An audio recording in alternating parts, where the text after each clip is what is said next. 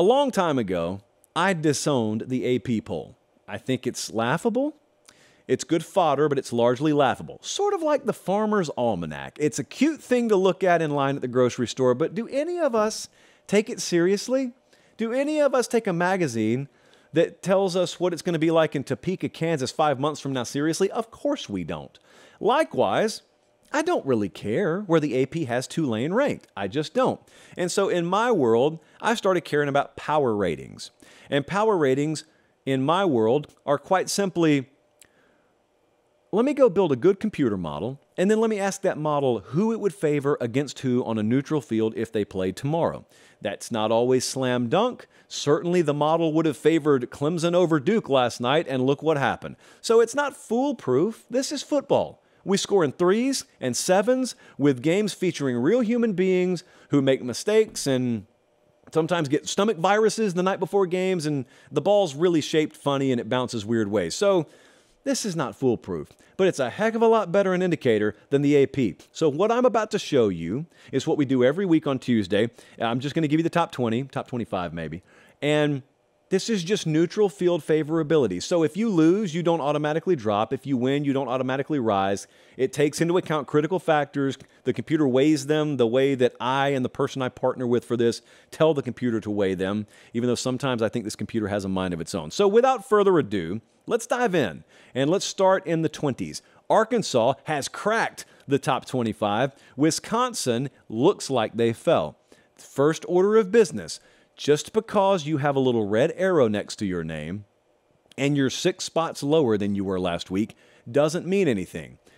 Case in point, Wisconsin was up in the teens last week. Now they're 24. Wisconsin actually got better. Wisconsin actually got some percentage points added. So if anything, they improved.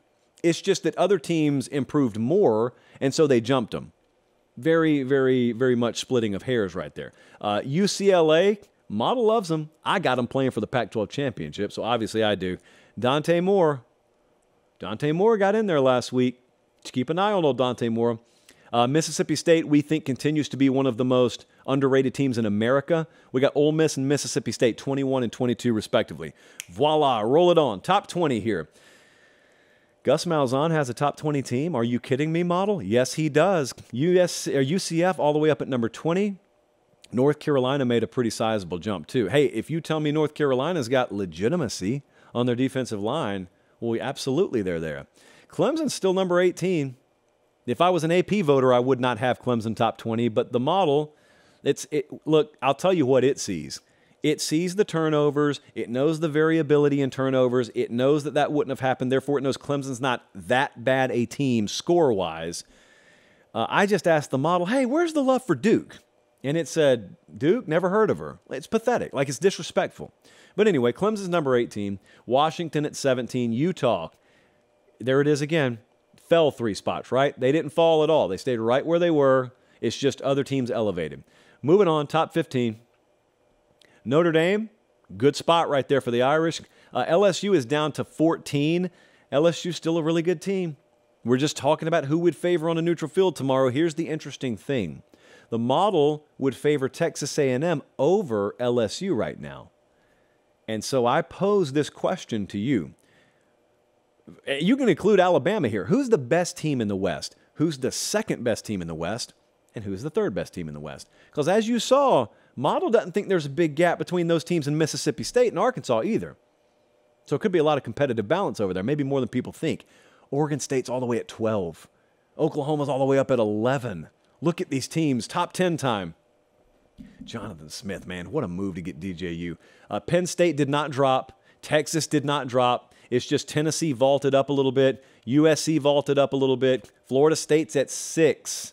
At 6. Jesse, do you know where the AP had Florida State today? Just off the top of your head? 4? Okay, so not too different there. What is our top 5? Was there a little bit of movement here? Yeah, there was one. Okay, so Oregon's still at 5. Most underrated team in the country, according to the model. Michigan is at 4. Ohio State and Alabama switched places. Buckeyes 3, tied 2, Dogs 1, neutral field favorability. That's the way we see it. Top 10 there, just as a review. And it's funny how the transfer portal and NIL was supposed to completely transform the college football universe, and yet that's pretty much like a top 10 has looked for decades, with maybe the inclusion of Oregon more recently. I don't know. Maybe that's anecdotal. I think that's a little too anecdotal. Anyway, I'll be accepting your comments. I'm sure they'll be plentiful.